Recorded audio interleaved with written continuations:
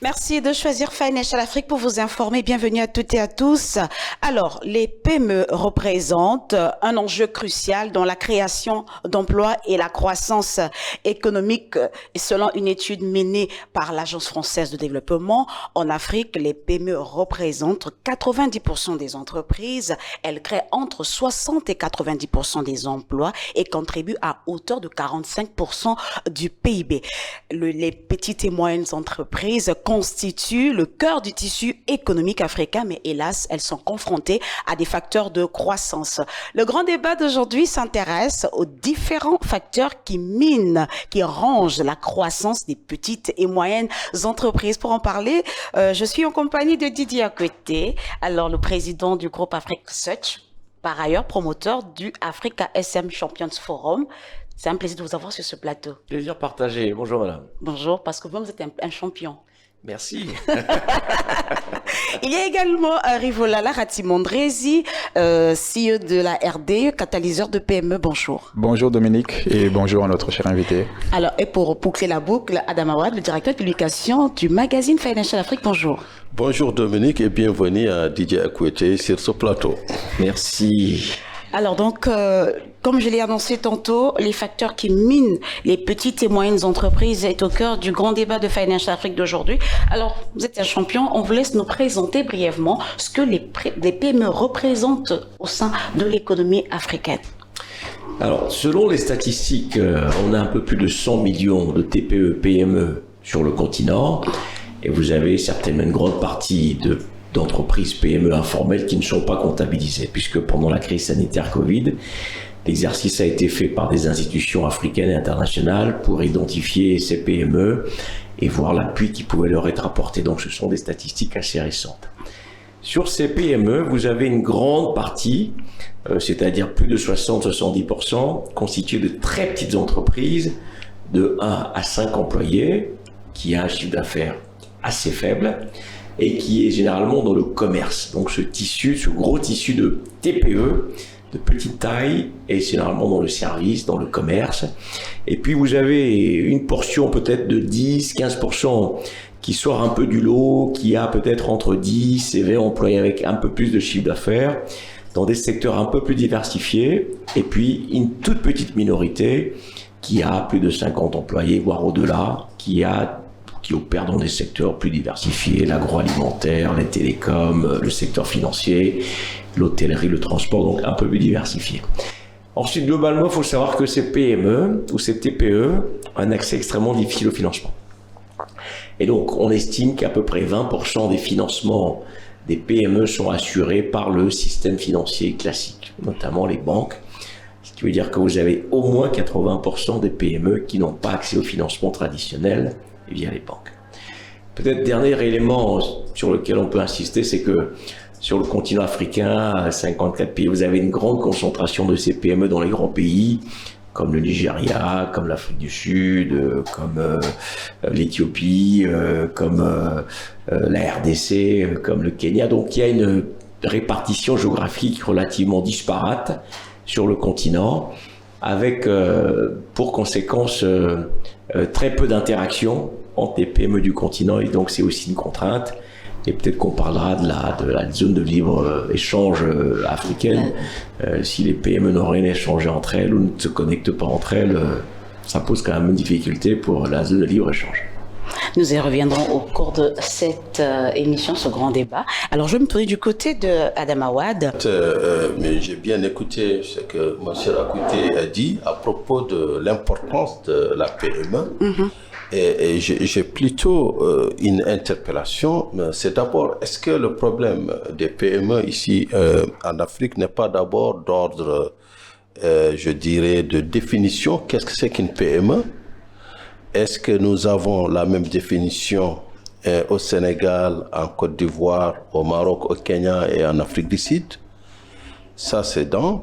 De deux, comment est encadrée la PME sur le plan fiscal? Puisque tout le monde, toutes nos politiques économiques parlent de PME, de l'importance à donner aux PME, mais est-ce qu'il y a un dispositif fiscal attrayant pour encourager les PME en Afrique? Est-ce qu'il y a des incitations en termes de financement, en termes de formation, parce qu'on ne peut pas comprendre quand même que ces PME soient le réceptacle des emplois, d'une part, et d'autre part, qu'on dise qu'au bout de 5 ans, la plupart disparaissent.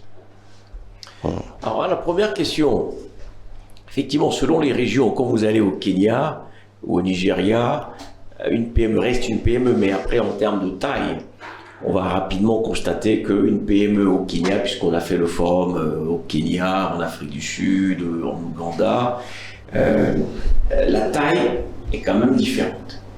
Dans l'UEMOA, la Banque centrale a défini plus ou moins quelques critères qui définissent la PME en termes de chiffre d'affaires. Et de la même manière, quand vous allez voir une PME dans un pays européen, à l'échelle de plusieurs pays en Afrique, c'est déjà une grande entreprise. Donc il y a déjà un contexte qui est important. Quelle est la taille de votre marché? Quel est le PIB de votre pays? Quelle est la taille de la population? Qui quand même définissent aussi ce que c'est une PME sur un territoire. Donc typiquement, quand vous allez au Nigeria, est-ce que Dangote est une PME? Non, Dangote n'est plus une PME. Dangote a été une PME. À l'échelle de quelques grandes entreprises mondiales, on dira c'est une grande PME. Donc, effectivement, c'est un élément qui est important à bien qualifier selon les zones où ces entreprises opèrent pour apporter les solutions qu'il faut. Et donc, la deuxième question que vous posez, la fiscalité par exemple, mais en dehors de la fiscalité, ce sont effectivement les mesures d'appui aux PME qui doivent être bien définies. Pourquoi dans un pays comme les États-Unis, il y a le Small Business Act qui existe pour les PME? En Côte d'Ivoire, ça existe. Mais comment vous la mettez en œuvre après, cette politique de Small Business Act? C'est-à-dire à qui ça profite? Les marchés publics qu'on donne à des PME, quels sont les critères? Comment on les accompagne? Parce que c'est une question de dire on donne 10 ou 20% des marchés publics à des PME, mais encore faudrait-il que ces PME soient bien identifiées, soient bien qualifiées et qu'il y ait aussi un accompagnement qui soit fait parce que c'est pas parce que vous avez un marché que vous pouvez l'exécuter. Maintenant, la fiscalité n'est pas forcément spécifique pour les pays et c'est peut-être ça aussi la réflexion qu'il faut mener. Généralement, vous avez des régimes juridiques pour les PME ou TPE. On va dire par exemple une entreprise individuelle où ça va être un régime fiscal forfaitaire. On dit voilà, chaque année vous payez de ça, que vous ayez fait du chiffre d'affaires ou non. Ensuite, vous avez des capitaux, vous êtes une SARL ou une SA ou une SARL avec une taille de chiffre d'affaires où vous rentrez dans le régime des entreprises qui dépassent un certain chiffre d'affaires et qui vont être fiscalisées sur la base des grandes entreprises. Mais l'impôt pour moi n'est pas tellement le sujet. Si vous voulez, quand vous faites de la croissance, vous faites du résultat, vous payez des impôts et vous pouvez payer des impôts. Donc une PME qui gagne 200-300 millions par an, qui fait du résultat net, 200-300 millions, peut payer des impôts. Mais une PME qui perd de l'argent chaque année ou qui fait 1 ou 2 millions de profit, il ne faut pas l'imposer parce que c'est un revenu qui est marginal, qui ne permet même pas à la limite de faire de la vraie croissance. Donc moi j'aurais une approche un peu dérogatoire en disant en dessous d'un certain chiffre d'affaires et d'un certain résultat, il ne faut pas fiscaliser une PME. Elle crée des emplois, donc elle paye des salaires, des gens qui vont consommer, qui payent l'impôt par la TVA par exemple, et des gens qui sont imposés, qui payent des impôts parfois. Donc moi je dirais au-delà d'un certain chiffre d'affaires ou d'une taille de résultat, on peut imposer, mais il n'y a pas de raison de ne pas payer des impôts quand on gagne de l'argent, puisque les impôts servent à créer des écoles, des hôpitaux, faire des infrastructures, etc. Alors, je vais me tourner du côté de M. Ratim Andrézy. Textualisons par rapport au Sénégal. Donc, le PME est défini par la législation sénégalaise, par exemple, parce que là, on a parlé tout à l'heure. Moins de 30 000 ans, donc alors il y a petite, très petite, petite et moyenne. Très petite, c'est moins de 30 millions. Je pense que Didier a parlé tout à l'heure. Entre 30 et 100, c'est petite. Et entre 100 et 2,5 milliards, c'est moyenne. Alors, pour bien situer le débat, c'est-à-dire que quand on dit PME en Afrique, les gens pensent souvent, en fait, à cette très petite, Didier l'a évoqué tout à l'heure, TPE. mais le vrai chaînon manquant, en tout cas pour nous, moi à titre personnel par rapport à notre activité, c'est le PME entre 100 et 2,5 milliards. Par exemple, pour le pays comme le Sénégal. Pourquoi? Parce que le dernière étude, et d'ailleurs c'est dommage, Didier tout à l'heure, c'est très intéressant, a sorti des chiffres, mais Institut africain, ça serait peut-être intéressant de voir quel institut exactement, du moins pour partager l'information. Mais par exemple, pour le Sénégal, la dernière étude sur ça date de 2016. Et la question aujourd'hui, c'est que pourquoi on met autant de temps, en fait, à faire des études pour quelque chose demain qui est crucial. Voilà. Ça, je ferme la parenthèse. Très bien. Aujourd'hui, le vrai défi, c'est quoi? Je pense que Didier tout à l'heure l'a évoqué et peut-être je veux lui poser la question. Pensez-vous, vous avez évoqué tout à l'heure le fait que c'est le financement le problème de ces PME-là. Selon votre expérience, parce que nous sommes à la 8e édition du PME SMI Forum cette année, pensez-vous, avec toutes ces années, que c'est toujours le financement le problème des PME? Alors, le financement est un problème. Quand vous êtes une PME relativement bien structurée, bien organisée, avec un modèle économique qui est compréhensible, le financement devient un peu secondaire. Sauf que, même quand vous avez tous ces éléments, la banque va vous demander une garantie, un collatéral. Et c'est là où c'est un petit peu difficile pour une PME qui fonctionne correctement, qui gagne un peu d'argent, peut-être pas assez, mais qui est structurée, qu'on lui demande encore de fournir un collatéral et que la banque ne soit pas prête à prendre un minimum de risque. Ça, c'est un peu gênant. En revanche, vous avez donc des PME qui n'ont pas de bilan, excusez-moi, où le bilan ne ressemble pas à grand-chose, on ne peut pas comprendre l'activité de la PME, une organisation qui ne répond pas aux standards compréhensibles de quelqu'un qui va vous prêter de l'argent et qui donc n'aura pas accès au financement, honnêtement. Et il y en a beaucoup. Je vais vous donner un exemple. Nous avions conduit un projet au Bénin, il y a quelques années. C'était un projet mondial avec le gouvernement du Bénin, sous un régime précédent, qui consistait à voir comment les PME pouvaient avoir accès à un financement bancaire si elles étaient accompagnées. Donc ils ont lancé, il y a eu un projet qui a été lancé. À la fin, on a retenu 128 TPE, PME, donc des entreprises très petites pailles qui faisaient peut-être 20 millions de chiffre d'affaires, d'autres qui faisaient jusqu'à 500, 700 millions, qui avaient du mal à avoir accès au financement par les banques. Et le programme a consisté à les accompagner sur 6 à 12 mois, par du conseil, de l'organisation, on a remis à plat les chiffres, les cabinets comptables ont ressorti la comptabilité, les bilans étaient propres, les modèles économiques, l'organisation de la PME. Et figurez-vous qu'à la fin du programme, toutes les PME ont pu avoir accès à un financement. Celles qui étaient dans l'informel, on les obligeait à se formaliser parce que c'est la règle pour bénéficier d'un financement. Et donc à la fin, elles ont toutes eu un financement par les mêmes banques qui refusaient de les financer 6 mois auparavant. Pourquoi? Parce que les banques ont compris qu'effectivement, là, elles étaient formelles, on pouvait comprendre les comptes, il y avait un business plan qui montrait la progression, qui expliquait le marché, les équipes étaient en place. Donc le financement devenait secondaire parce que la PME était bien organisée. Et donc pour répondre encore plus directement à la question, le financement est un problème de manière générale, mais pour une PME qui est bien structurée, qui est organisée, qui offre la visibilité, la lisibilité, le financement n'est plus un problème.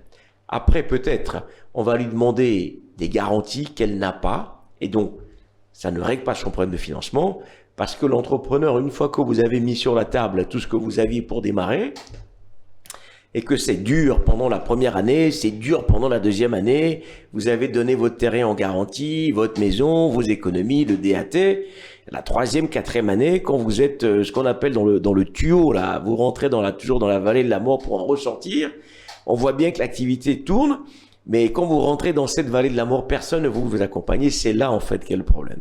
Parce que les statistiques que vous donnez dans le monde entier, vous savez, les PME, quand vous avez 100 PME qui sont créées aujourd'hui, vous avez probablement 50 qui disparaissent au bout d'un an, vous en avez 30 qui disparaissent au bout de 3 ans, et puis celles qui restent, qui passent la 5e année. La vallée de la mort. C'est ça, qui passent la 5e année, mais c'est statistiquement reconnu partout dans le monde. Quand vous passez les 5 ans, vous sortez la tête de l'eau, et comment on vous accompagne pour aller plus vite et quand vous avez passé la 3e année, comment on vous accompagne pour aller sur les 5 ans. Et c'est ça qui manque malheureusement dans notre écosystème, mais qu'on va retrouver dans les économies entre guillemets un peu développées parce qu'elles ont des ressources suffisantes. Peut-être, je vais enchaîner peut-être avec 2 questions, très bien, très intéressant. Donc l'autre question, première question, est-ce que vous avez le suivi justement de ces PME qui ont obtenu le financement? Ça serait intéressant. Ça c'est la première question. Et la deuxième question, est-ce que vous pouvez définir ce que vous entendez accompagnement? Peut-être que ça serait intéressant pour nos téléspectateurs. Absolument. Alors, moi j'avais demandé à la Banque mondiale, quand ils sont venus me chercher pour être président du comité de pilotage, enfin, je vais vite président avec un président qui a été nommé Premier ministre, bon, vous savez qui c'est, et donc je me suis retrouvé président du comité de pilotage. J'avais demandé à la Banque mondiale qu'il fallait qu'il y ait un programme de suivi au moins pendant 5 ans. Puisque la première année, ça a très bien marché, les TPE, PME en question ont créé entre 700 et 1500 emplois, c'était extraordinaire. La deuxième année, donc, il y a un changement de régime et ce n'est plus une priorité et malheureusement, le programme n'a pas été. Mais je trouve extrêmement dommage parce que on était parti sur une bonne trajectoire et donc le suivi aurait dû se faire sur 2, 3, 4, 5 ans avec l'accompagnement parce que je pense qu'on avait potentiellement des champions dans ce tissu de PME qui a bénéficié d'un financement bancaire et c'est un petit peu dommage. Donc, une fois qu'on a dit ça, l'écosystème qui manque, et c'est un peu ça la deuxième question, c'est que la banque, c'est le dernier maillon en fait, pour une PME, avant d'arriver au fonds d'investissement. Malheureusement, dans notre écosystème, la banque reste la première étape du maillon, ou la microfinance, mais aussi la dernière étape du maillon. Or, dans le principe de l'économie des PME, vous avez la partie, entre guillemets, la plus risquée de la PME, qui peut être similaire à une start-up. C'est-à-dire, c'est très risqué. Généralement, vous mettez votre argent et vous mettez l'argent des amis et de la famille qui disent, bon, Rivo, on croit en lui, ou Adama, ou Dominique, allez, je mets un petit billet parce que si tu perds, c'est pas grave, mais j'espère que tu vas quand même gagner. Donc, ils prennent le risque avec vous, en sachant que c'est peut-être de l'argent perdu. À ce moment-là aussi, vous avez ce qu'on appelle les business angels. Donc, c'est des gens qui disent, bon, voilà, moi j'ai un peu d'argent, je tente ma chance sur lui, j'espère que ça va marcher. Ça marche. Ils financent rarement les PME, le business angel. C'est plutôt les startups demain qui financent. Oui, mais justement, dans notre écosystème, la PME est une start-up. Et en fait, c'est ça aussi, quand on parle de terminologie, la PME chez nous, c'est une start-up qui se renouvelle. C'est-à-dire qui a commencé, mais qui souffre quand même encore pendant 1 an. Parce qu'une start-up, l'accompagnement d'une start-up, c'est pas juste pendant 1 an. Une start-up, c'est 2 ans, c'est 3 ans. Elle lève des fonds, elle relève des fonds avec des catégories d'investisseurs qui arrivent. Et donc, une PME, en réalité, dans notre écosystème, une start-up, en fait. Vous voyez, donc. Je ne partage pas nécessairement, je vous laisse développer, mais je ne partage pas nécessairement. Mais pour finir, c'est que celui qui est business angel, en fait, aujourd'hui, peut accompagner une PME, en réalité. Parce que les startups, comme vous avez de startups, en fait, dans nos économies, c'est des TPE, PME. Les startups, comme on le voit dans les grandes économies, aujourd'hui, vous allez, c'est vrai, au Nigeria, vous en avez, en Afrique du Sud, au Kenya, au Maroc, mais quand vous allez dans nos économies, les start-upers, c'est un peu des entrepreneurs qui s'essayent, quoi. Et moi, j'ai une émission sur une radio que vous connaissez bien, où on fait venir des start-upers, je leur dis finalement, attendez, vous n'êtes pas une start-up. C'est-à-dire, vous êtes en idéation, c'est pas une entreprise. Donc, la TPE-PME, en réalité, dans notre environnement, est l'équivalent d'une start-up. C'est-à-dire qu'il faut accompagner massivement par de l'argent gratuit, par de l'argent risqué et par de l'assistance technique. Ce qu'on fait pour une start-up en réalité. Et l'assistance technique, et c'est ça la question que vous posiez, c'est quoi? C'est ce qu'on a fait dans l'exemple donné au Bénin. Quand vous avez une entreprise qui ne peut pas se permettre de payer les services d'un consultant pour recruter, par exemple, besoin de recruter un Afrique Search, on dit, il y a des honoraires à payer, certaines PME ne peuvent pas se payer ça. Pour faire une mission d'organisation, vous allez voir un cabinet conseil, pour réorganiser votre usine, votre petite usine ou votre atelier, vous pouvez peut-être pas payer. Pour faire un business plan qui vous donne 3 ans de perspective pour assurer un financier, certains peuvent même pas payer un consultant. Donc, l'assistance technique permet de payer ça pour que la PME garde ses petites ressources pour payer ses salaires, éventuellement aller sur des marchés nouveaux etc. Donc, l'assistance technique est essentielle, sinon la PME en elle-même, généralement, n'a pas les moyens de financer toutes ces études et tout cet accompagnement. Alors, à l'instant, vous dites que l'assistante technique est essentielle, mais aujourd'hui, on a des agences de promotion qui se multiplient en Afrique, au Sénégal, en Côte d'Ivoire, au Bénin, j'en passe, mais ce qui accompagne ces entreprises, mais elles restent toujours confrontées à ce souci technique. Qu'est-ce qui explique ce paradoxe? Parce que les moyens sont limités. Je donne souvent l'exemple. Pendant la crise sanitaire, les pays riches ont consacré 15 à 20% de leur PIB pour soutenir le secteur privé, dont les PME. Une économie comme l'économie américaine, qui est entre 25 000 milliards et 30 000 milliards de dollars, ils ont consacré entre 3 000 et 5 000 milliards de dollars pour soutenir le secteur privé. On dit que le PIB de l'Afrique, c'est 3 000 milliards de dollars. Donc ça veut dire que les États-Unis ont dépensé 1,5 fois, 2 fois le PIB de l'Afrique pour soutenir leur secteur privé. La France a fait pareil, l'Allemagne a fait pareil. Et donc, ce qu'il vous faut comme ressources pour soutenir le secteur privé, les PME, par rapport à ce que nos pays dépensent, excusez le terme, c'est peanuts. Ça ne changera rien. Et quand on fait souvent les compétitions, parler de start-up ou des programmes d'accompagnement, on va dire à cette PME, on va lui donner 5 millions. 5 millions, vous faites quoi avec ça? Vous payez 2-3 consultants, vous n'allez nulle part. Donc, c'est que pour créer de l'impact, il faut mettre beaucoup plus de ressources. Et parfois, les États n'ont pas ces ressources non plus, parce qu'il y a tellement de priorités, tellement d'urgences. Mais les programmes PME qu'on voit, vous prenez un pays comme Singapour, l'argent qu'ils mettent sur les PME chaque année, et pourtant, les PME ne réussissent pas. C'est massif. L'argent que les États-Unis mettent pour les PME chaque année, c'est massif. Donc, c'est un investissement qui est important, que nos États n'arrivent pas à faire, mais ce n'est pas un investissement perdu, parce qu'une PME, si une réussit sur 20, qu'elle crée des emplois, qu'elle paie des impôts, peut-être ça vous permet de couvrir celle que vous avez financée à perte. Et c'est pour ça que je dis que comme l'État n'arrive pas à le faire, c'est là où nous avons besoin des autres agents, et non pas la banque. Donc, les business angels doivent venir appuyer les PME. Les fonds de capital risque doivent venir. Les fonds d'investissement doivent venir, mais à condition d'avoir la bonne articulation qui correspond à la réalité de nos PME. Alors peut-être, je vais peut-être réagir. Je ne partage pas nécessairement peut-être je dis pas la confusion, mais le mélange en fait que Didier fait sur PME et start-up, parce que ça répond quand même à une définition. Et je pense que justement c'est très intéressant parce que les startups, selon la définition qui est convenue, quand vous allez aux États-Unis, en Israël, dans les pays les startups, c'est une entreprise qui est essentiellement dans l'activité principale est basée sur la technologie.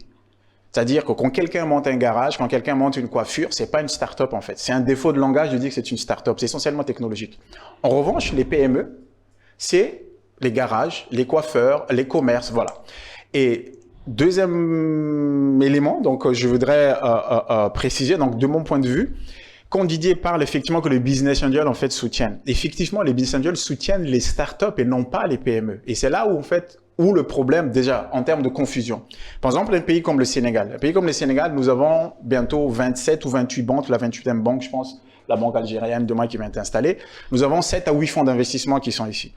Et parmi ces fonds d'investissement qui sont là, il y a des fonds qui financent du moins des PME dans leur thèse d'investissement, mais la grosse majorité, en fait, eux, ils financent les startups. Et d'où cette mécompréhension, en fait, la frustration des gens, en fait, qui sont dans l'écosystème, on dit, OK, tel fonds arrive, les VC, ce qu'on appelle les VC. En général, les VC, c'est eux, ils financent les startups. Très peu financent les PME, sauf un ou deux, mais bon, comme on peut pas donner les noms pour éviter de choses que tout le monde aura reconnu, du moins dans l'écosystème, parce que sinon, je vais faire des jaloux.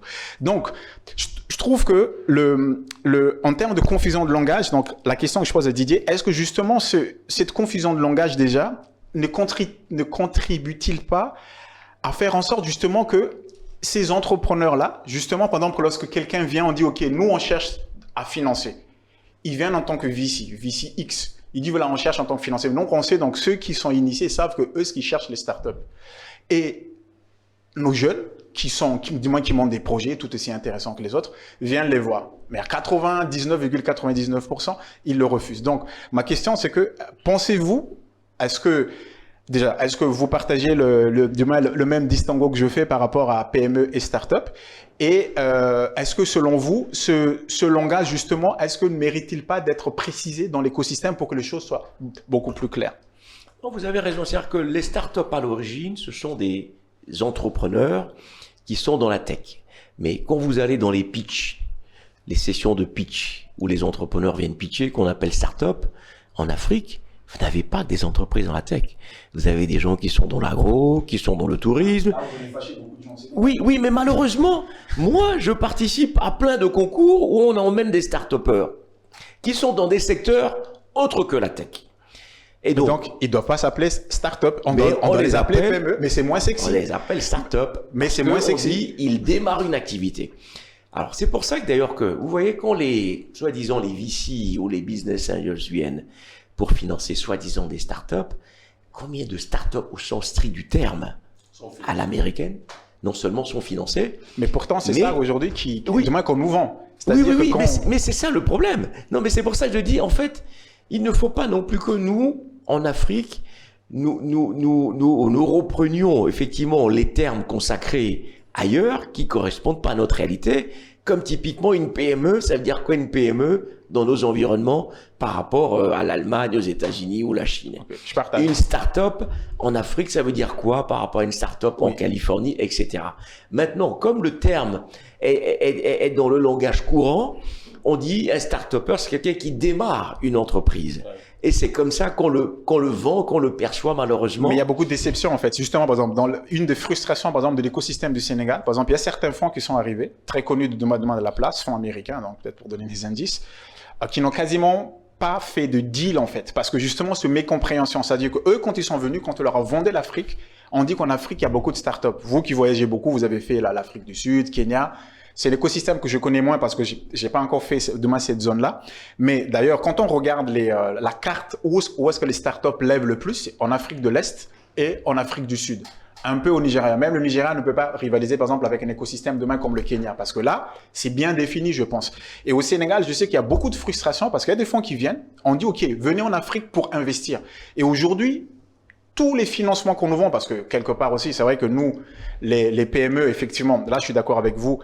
Et d'ailleurs, c'était intéressant, tout à l'heure, vous parlez que des banques. Ça fait 30 ans qu'en Europe, aux États-Unis, le financement ne passe plus par des banques. C'est-à-dire que les gens aujourd'hui, soit passent par les fonds d'investissement, ou ils passent par le marché. Peut-être, on aura l'occasion peut-être de dire sur le BVRM, je te passe là. Le financement bancaire, il va rester et il va demeurer parce que c'est pas du tout la même chose que le financement par la bourse ou bien le financement par Mais c'est difficile, mais Didier l'a évoqué tout à l'heure.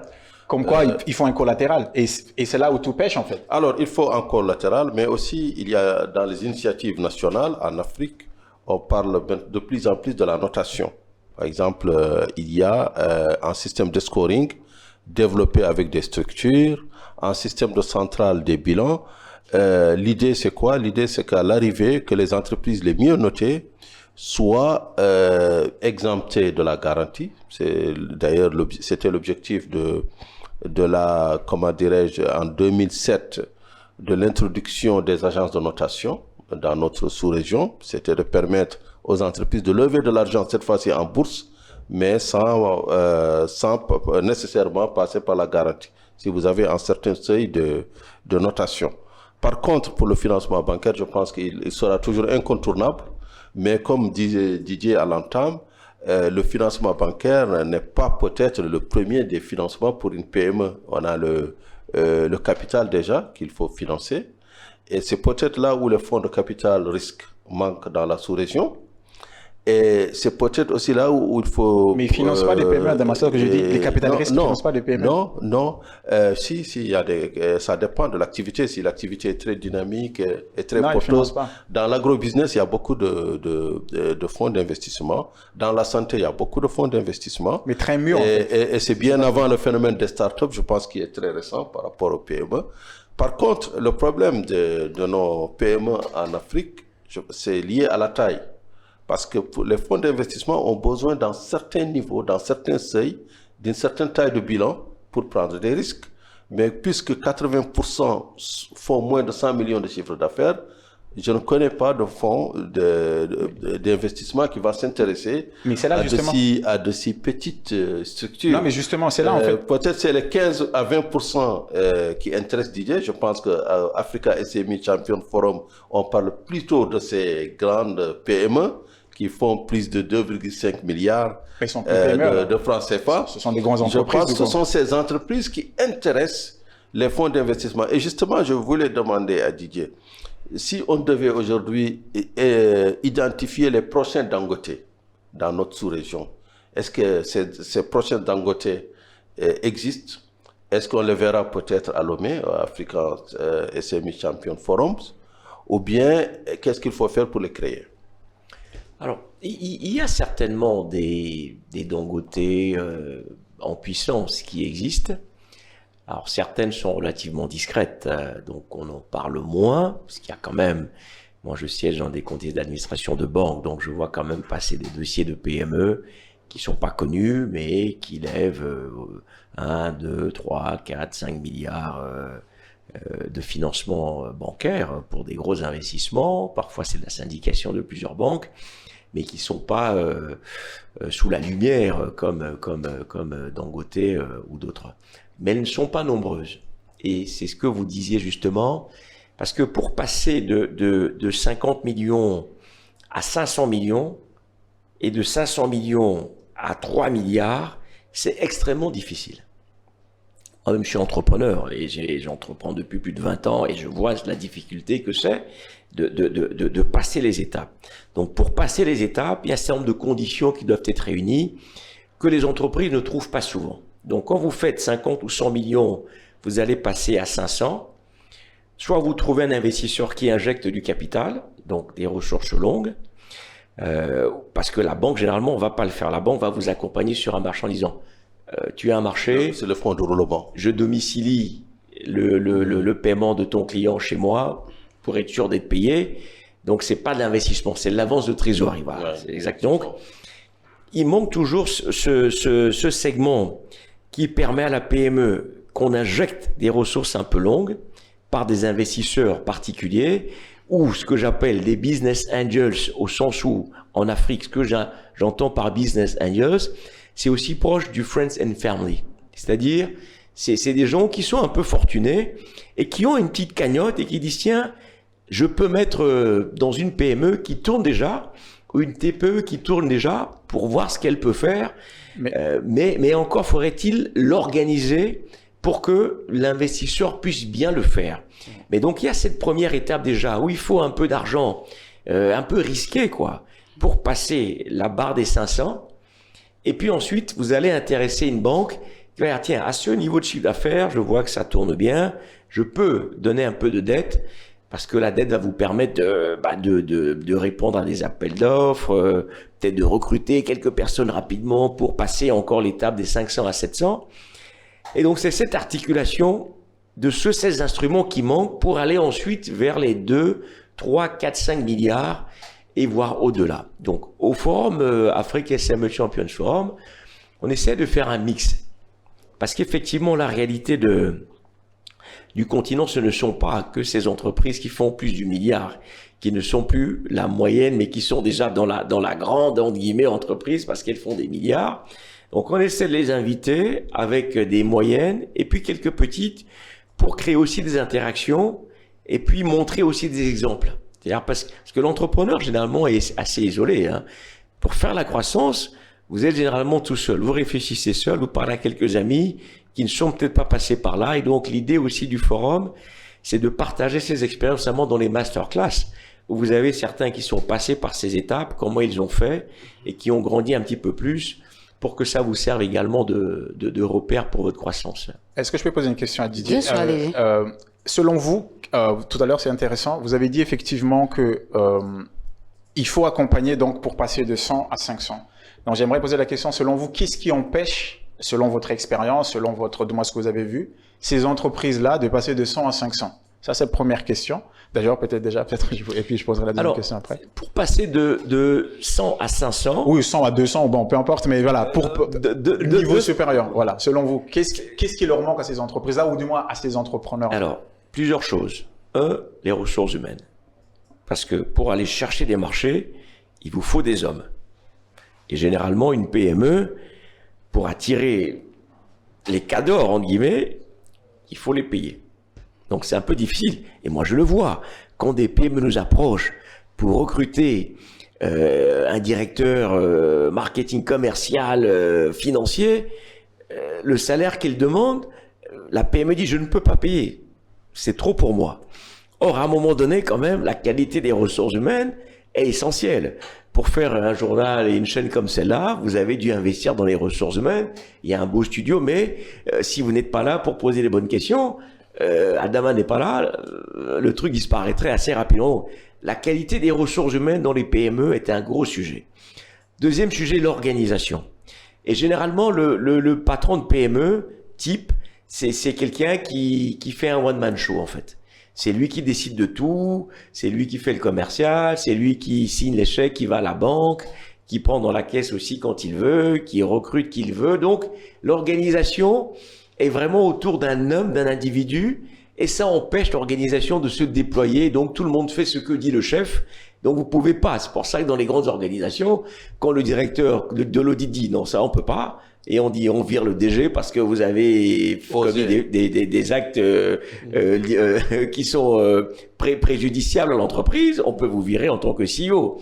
Quand le DAF dit je peux pas signer ce chèque parce qu'en trésorerie c'est pas possible et je peux pas vous faire le chèque à titre personnel, soit vous le virez ou vous êtes viré ou vous ne faites pas. Donc l'organisation des PME est extrêmement encore artisanale, on va dire ça comme ça. C'est peut-être pas le bon terme, mais n'est pas à la hauteur des enjeux qui permet de dire je fais le bon parce que j'ai les bonnes personnes, j'ai la bonne organisation qui rassure aussi le client et qui rassure le banquier. Parce que n'oubliez pas, pour passer de 100 à 300, vous devez gagner des nouveaux marchés. Et donc quand vous allez voir des gros clients, imaginez vous travaillez avec des petites entreprises, jusque-là vous faites votre 50, 100 millions de chiffre d'affaires, vous tombez sur une grosse entreprise qui peut vous confier un marché et qui vous fait faire 200 ou 300 millions, elle va vous demander plein d'éléments. Quelle est votre gouvernance, vos bilans, le directeur qui va aller pitcher, le directeur des achats là-bas, il faut qu'il présente bien, qu'il fasse... Enfin, il faut faire confiance, il faut donner confiance, sinon on ne vous donnera jamais ce marché. Et donc vous n'allez jamais avoir ce gros marché qui vous permet de passer de 100 à 300 parce que vous n'avez pas ces bases. Mais ensuite, lorsque vous arrivez à convaincre la grande entreprise de vous confier ce marché, elle va vous dire, mais comment suis-je sûr que vous allez pouvoir l'exécuter, mon marché? Effectivement. Et donc, elle va vous demander parfois une garantie. Elle va vous dire, je suis prêt à vous payer 50% de la compte pour que vous puissiez exercer, enfin réaliser la prestation que je vous demande, mais comme je ne suis pas sûr que vous allez pouvoir la réaliser, je veux une garantie bancaire. Je veux que la banque, votre banque, me garantisse que si vous n'arrivez pas à exécuter la prestation, vous me remboursez l'avance que je vous ai faite.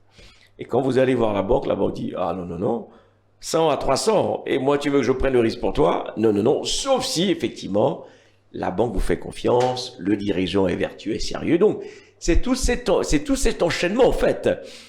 Et encore, c'est encore plus compliqué que ça, parce que pour aller chercher la grosse entreprise, vous devez avoir une belle plaquette, un bon site web, vous n'avez pas d'adresse Gmail, mais plutôt une adresse avec le nom de l'entreprise, pour vous rassurer tout le monde.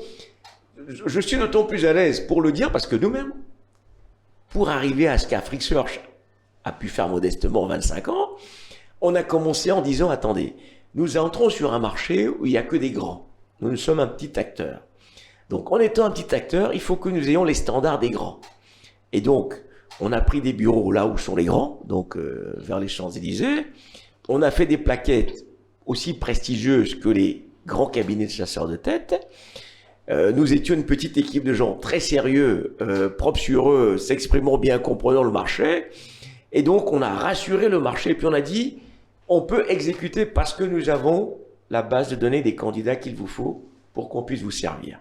Et donc, nous avons dû réunir tous ces facteurs en investissant dès le début et de manière consistante le faire pour que les clients se disent « Ah, ils ont bien fait le premier job, ils peuvent en faire 5 maintenant, ils peuvent en faire 10, ils peuvent en faire 20. » Et au fur et à mesure, on capitalise, on réinvestit ce qu'on nous donne pour arriver à créer le cycle vertueux. Et malheureusement, beaucoup de PME ont un peu de mal à réunir tous ces éléments pour passer de 100 à 300. Au-delà de tous les facteurs que vous venez d'évoquer, qu'en est-il aujourd'hui de la certification de la norme qualité concernant nos PME et nos TPE?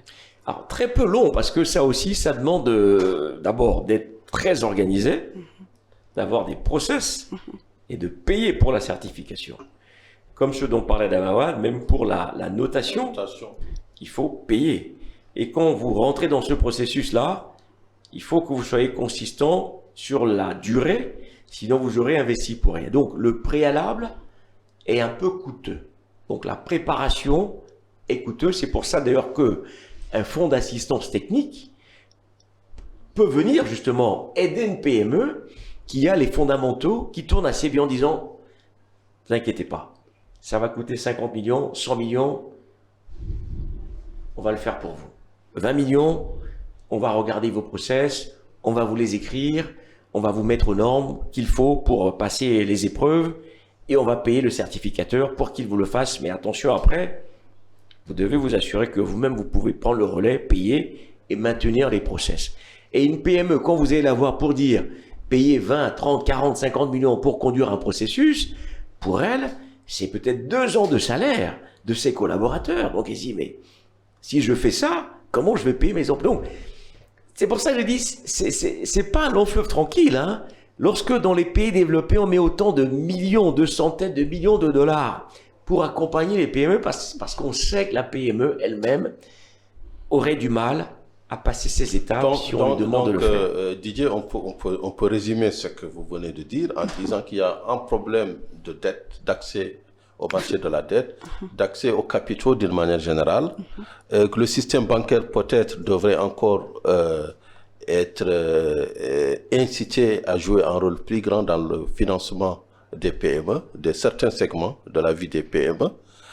Pourtant, la BCEAO a mis en place une initiative justement pour les banques, pour qu'elles puissent financer encore davantage les PME. Il y a des garanties que beaucoup d'États ont mis en place, des garanties régionales, des garanties au niveau national, des fonds de garantie plutôt.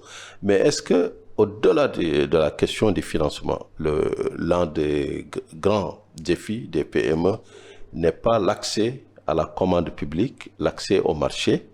Quel marché? Un marché régional, comme par exemple là, nous sommes dans le cadre de l'Union économique et monétaire ouest-africaine, un accès au marché et à la commande publique de l'UEMOA, un accès au marché de la CEDEAO, un accès au marché de la ZRECA. Parce que je pense qu'on peut compenser l'absence de capitaux jusqu'à un certain niveau par l'accès au marché. Or, les PME n'ont pas accès au financement et la plupart aussi n'ont pas les moyens d'accéder au marché.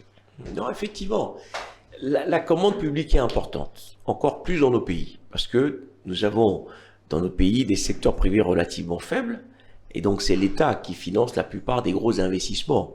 Quand les États lèvent des fonds sur le marché régional, des milliards, les eurobonds, c'est parce que l'État est un agent économique important dans nos pays, parce que l'État finance beaucoup d'infrastructures dans des économies où il n'y a pas beaucoup d'infrastructures. Après, on fait des PPP, l'État met un peu, les grandes entreprises mettent un peu, mais globalement, les PME sont sous le radar des marchés publics qui sont ou des gros marchés que l'État ne veut pas confier à des PME locales pour différentes raisons, alors que l'État devrait, en leur demandant de former des consortiums avec d'autres entreprises, pour que ces PME aussi puissent monter en capacité, en expertise, en savoir-faire, pour exécuter ces marchés, accompagnés également par les lignes de financement public. Donc ça, l'État peut le faire. Malheureusement, l'État va privilégier des grosses entreprises internationales pour différentes raisons, parce que soit les bailleurs disent, voilà, vous prenez une entreprise allemande, française, parce que je finance, les Chinois vont dire, je finance, donc tu prends une entreprise chinoise, les Turcs, donc ce sont des accompagnements liés, donc on vient avec ces entreprises, c'est de bonne guerre, et du coup, vos PME ne profitent pas de ces financements.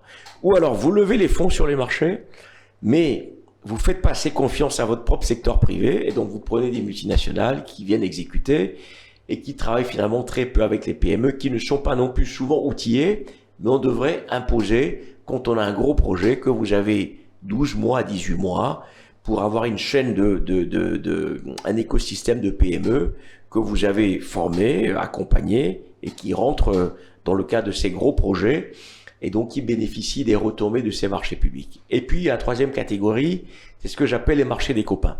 C'est-à-dire, il y a de la commande publique, mais on va donner aux copains qui ne savent pas exécuter, qui font des rétrocommissions et qui finalement sont les mêmes, qui prennent les marchés publics, on en connaît dans plein de pays. Bon, d'accord, elle crée aussi peut-être des emplois, mais si vous donnez toujours aux 10 mêmes, alors que vous avez 10 000 PME, vous voyez bien que vous ne créez pas la granularité qu'il faut dans un marché pour qu'il y ait une panoplie d'acteurs qui servent un marché. Et donc, c'est un peu cette distorsion qu'on constate malheureusement dans la plupart de nos pays, et voire même des gens qui créent l'entreprise la veille, et puis on leur donne le marché public alors qu'ils n'y connaissent rien. Alors, au regard...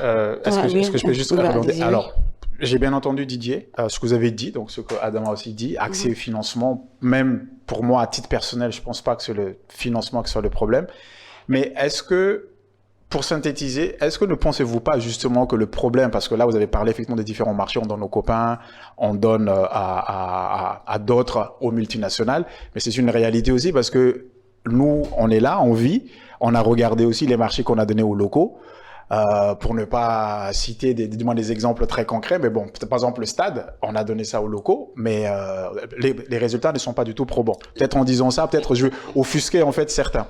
La question maintenant, c'est que ne pensez-vous pas justement que dans notre écosystème africain, donc là, peut-être, je connais pas la Zambie, je connais pas l'Angola, mais donc là, je vais le restreindre à 3 pays que je connais bien, Madagascar, Sénégal, Togo et accessoirement le Bénin. Ne pensez-vous pas justement que dans ces écosystèmes-là, même, je pense que on peut modéliser. Notre problème, justement, c'est qu'on a beaucoup plus d'auto-entrepreneurs que de vrais entrepreneurs. C'est-à-dire qu'on a beaucoup plus de micros, c'est-à-dire des gens qui font ça pour une activité de survie, que véritablement des personnes qui développent une activité pour que l'activité puisse être pérenne et surtout une activité qui résout une problématique, en fait, commune. Voilà. Je sais pas qu'est-ce que vous en pensez? Tout à fait d'accord. Beaucoup d'entrepreneurs entreprennent par défaut, soit parce qu'ils n'ont pas d'emploi, soit ils n'ont pas de formation. Et effectivement, il faut bien vivre au quotidien. Donc, c'est des entrepreneurs qui survivent. Voilà, c'est la grosse majorité, effectivement. Maintenant, les PME qui sont un peu articulées et qui sont structurées, vous donnez l'exemple, par exemple, du stade. Effectivement, je peux donner l'exemple de routes dans des pays en Afrique de l'Ouest, en Afrique centrale. Les hôpitaux. Les hôpitaux, il n'y a quasiment pas de route. C'est parce que les États eux-mêmes ne sont pas assez sérieux pour choisir des entreprises sérieuses qui doivent respecter les règles et qui sont sanctionnées. Et malheureusement, la plupart de ces marchés publics, c'est pas un secret de polichinelle, quand le marché vaut 200, on vous donne 300, vous rétrocédez 200, il vous reste 100 pour faire les travaux. Et il y a plein d'exemples autour de nous qu'on nous a cités. C'est une réalité. Donc, c'est une réalité. Quand le marché le vaut 200, que vous avez 100 pour le faire, vous imaginez bien le résultat. Vous n'avez pas à mettre de votre poche. Pour ça que je dis, il y a une question de sérieux. Si les États sont sérieux, travaillent avec des entrepreneurs sérieux, parce qu'il y a quand même beaucoup d'entrepreneurs sérieux sur le continent, on n'aurait pas ce genre de résultat. Quand le marché, c'est 200, c'est 200. C'est pas 300, et puis on rétrocède 150 ou 200. C'est ça le gros problème. Et deuxièmement, pour fabriquer des champions, parce que ça on en parle avec mon ami et frère Paulo Gomez depuis plus de 10 ans, il faut fabriquer des champions dans nos pays. Et un champion, ça se fabrique. C'est pas un hasard. Et donc le champion, sur 10 entrepreneurs, que l'État va décider d'appuyer, parce qu'il estime que c'est des entrepreneurs sérieux, qui travaillent sérieusement et qu'on suit sur la durée, on arrive au bout de 3, 5, 10 ans à sortir de terre des entrepreneurs qui ont montré qu'ils font bien le job, ils sont pas corrompus, ils prennent les bons matériaux qu'ils ont promis dans les cahiers de charges, ils délivrent dans les temps, ils s'associent avec des partenaires étrangers, locaux, régionaux pour exécuter des marchés qui ne savent pas bien exécuter, et c'est seulement à ce moment-là qu'on arrive à créer, à produire ces champions qui ne sont pas les charlatans, qui prennent des marchés overnight parce qu'il faut juste faire une rétrocommission, ou des entrepreneurs, effectivement, qui ont signé des marchés publics, qui ont disparu avec l'argent. Il y en a plein. Donc, effectivement, ça existe partout, pas qu'en Afrique, mais c'est simplement mettre les conditions qu'il faut de sérieux, de suivi, pour que les entrepreneurs les plus sérieux puissent grandir à travers les marchés d'État aussi. mettre les conditions qu'il faut pour créer des entrepreneurs sérieux. On avait évoqué plein de défis, notamment l'accompagnement, le financement, les normes, la capacité, l'accès au marché. Maintenant, aujourd'hui, qu'est-ce que le Africa SMN Champions Africa Forum fait pour accompagner les PME africaines? Nous sommes ce que j'appelle un catalyseur. Nous sommes partis d'un constat qui était simple, c'est que pour créer des emplois, il faut des PME. Et vous l'avez dit en introduction, ce sont les PME qui créent 60 à 80% des emplois sur tous les territoires. Aux États-Unis, c'est les PME, en Allemagne, c'est les PME, même en Chine, c'est les PME, contrairement à ce qu'on peut penser. Donc on s'est dit, comment on peut créer un espace pour remettre l'attention sur les PME en Afrique, pour que les politiques publiques les accompagnent un peu mieux, pour que ces PME puissent créer des emplois. Donc nous sommes partis simplement de ça. Et on s'est dit, créons un espace où chaque année, nous faisons du plaidoyer pour que les bailleurs de fonds, les autorités publiques se disent la question des PME est cruciale, il faut qu'on l'adresse parce que les risques sociaux que nous encourons, c'est parce que nous avons une crise de chômage, une crise de compétences que tous ces jeunes aujourd'hui qui sont désespérés, cassent tout, s'engagent dans les mouvements djihadistes et donc nous disons un espace où chaque année on dialogue pour dire les PME c'est important, mettez les ressources qu'il faut. Deuxièmement, par rapport à ces capacités, ces limites que certains dirigeants de PME ont, soit certains n'ont jamais été à l'école, je ne dis pas qu'il faut aller à l'école pour réussir en affaires, mais aujourd'hui, quand vous voulez faire la production, c'est quand même bien de comprendre comment une usine fonctionne, c'est quand même bien de comprendre comment la digitalisation peut vous aider peut-être à vendre plus, à accélérer vos processus. Donc on s'est dit, un patron de PME n'a pas le temps de retourner à l'école, n'a peut-être pas le temps de s'asseoir derrière un ordinateur pendant 3 heures pour apprendre. Donc, on s'est dit, pendant les 2 jours, nous offrons ces masterclass, qui sont des sessions d'1 heure et demie, avec des experts où tu prends une thématique, par exemple, comment lever de la dette auprès d'une banque. Et un banquier va venir vous dire, moi, si tu veux prendre l'argent chez moi, voilà ce qu'il faut, ce qu'il faut, ce qu'il faut, ce qu'il faut. Et si tu fais ça et ça, tu n'auras jamais. Rien que ça aide énormément.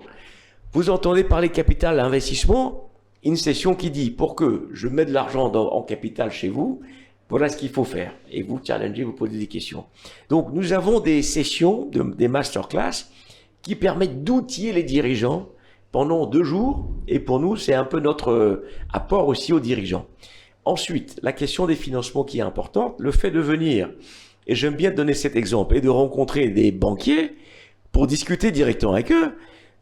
Une PME a appelé la banque pour dire je veux rencontrer le directeur de la banque. Ou allez, vous avez le chargé de clientèle qui vous dit de toute façon je ne peux pas, vous finance pas, je peux pas. Et puis à la fin vous n'appelez plus. Vous allez voir les amis, vous débrouillez vous-même.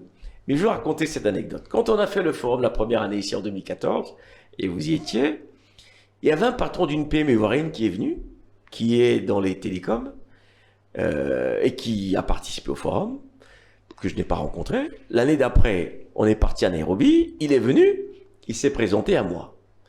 Et il m'a dit, j'étais à Dakar, j'ai trouvé ce forum génial pour les PME, donc j'ai appris que c'était à Nairobi, je suis venu, et d'ailleurs, ça fait quelques mois que je cherche à lever de la dette auprès des banques en Côte d'Ivoire, puisque l'entreprise opère en Côte d'Ivoire, et j'ai l'impression qu'ils ne comprennent pas. Je parle aux banques, ils ne comprennent pas, mais je me suis dit, bon, je viens aussi encore ici pour voir qui est-ce que je peux rencontrer, et puis apprendre des choses.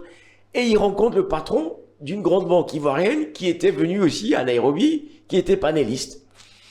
Et les deux, à la fin de la session, il interpelle en disant « Monsieur, je suis une PME ivoirienne, je cherche à lever de la dette depuis des mois. Même votre banque, je parle à vos chargés de clientèle, mais il ne semble pas comprendre. » Et le patron dit « Ah bon, allons nous asseoir. » Donc, les B2B, donc ça existe aussi dans le forum. Donc, ils vont s'asseoir dans l'espace B2B. Bon, je les vois partir ensemble. Et puis, 1 heure après, les deux viennent tous souriants et le patron me dit, mais ça y est, j'ai eu mon financement parce qu'il a compris mon business. Il me dit, mais comment se fait-il que mes chargés de clientèle ne comprennent pas votre business? Les chiffres que vous m'indiquez sont bons. Nous, c'est le genre de business qu'on veut. Et parce que le chargé de clientèle ne comprend pas le business, demande juste du collatéral, sinon il dit non, votre dossier ne m'intéresse pas. Et du coup, ils sont rentrés tous les deux à Abidjan et il a eu son financement rentrant. Je dis, c'est magique. Et donc, le forum, c'est aussi ça. C'est que les patrons discutent directement avec des responsables de banque qui viennent aussi pour ça, donc qui sont à l'écoute, qui partagent leurs contraintes les opportunités. Et donc, ça crée des réussites comme celle-là. Et donc, le forum, c'est aussi ça, c'est permettre, en dehors du plaidoyer, que les patrons de PME discutent entre eux, parce qu'ils ont des problèmes qui sont parfois similaires, et d'autres ont passé cela. Et donc, ce partage d'expérience est juste superbe, parce qu'ils se disent, enfin, nous parlons des sujets qui sont les nôtres. On va pas au grand forum où on dit c'est que des grandes entreprises qui sont là, chacun va faire du lobby et puis on repart. Non, là, on parle des vrais sujets. Donc, c'est ça le Africa SM Forum, plus donc les questions de financement et les B2B qu'on permet aux patrons de PME. Donc, pour rappel, la 8e édition se tient les 5 et 6 octobre à Lomé au Togo. Exactement. Puis suggérer à Didier, je pense qu'il manque quelque chose sur son forum, si je peux me permettre. Bien sûr, ce sera le mot de la fin. Voilà, Ce sera le mot de la fin. Je pense qu'il y a un métier. Le forum est formidable, effectivement, en 2014. Vous l'avez initié ici à Dakar. Il a beaucoup évolué.